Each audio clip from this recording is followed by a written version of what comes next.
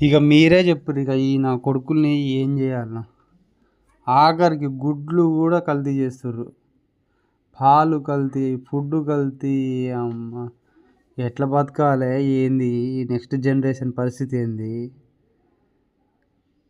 ఫుడ్‌ల ప్రతి ఒక్కటి కల్తీ చేస్తుర్రు. వస్తువులల్లా కల్తీయే, ఫుడ్‌లల్లా కల్తీయే.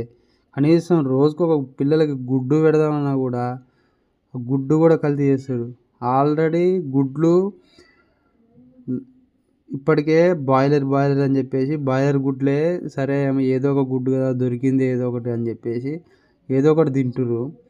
అది కూడా కాకుండా ఇప్పుడు ఇక ఆర్టిఫిషియల్‌గా తయారు చేసి గుడ్లు పెడుతుర్రు. ఎట్లా బతకాలిరా నాయనా ఇక? ఇలాంటోళ్ళని ఏం చేయాలి అమ్మ? ఈ ప్రభుత్వాలు, గవర్నమెంట్లు పట్టించుకోకనే ఇలాంటి కల్తీ నా కొడుకులు తయారవుతుర్రు.